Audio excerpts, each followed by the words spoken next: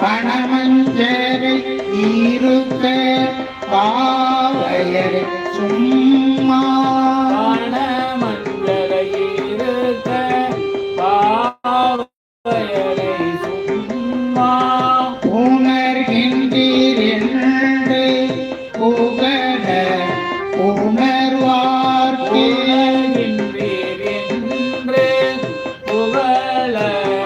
உணர்வார்க்கே அரை காசு தந்தனம் என்றார் புகழிலாமா அரை காசு தந்தனம்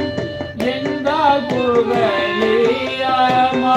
அரை காசு என்றான் அதற்கு அரை காசு என்றால் அதற்கும் மானை கலந்த மணவாளன்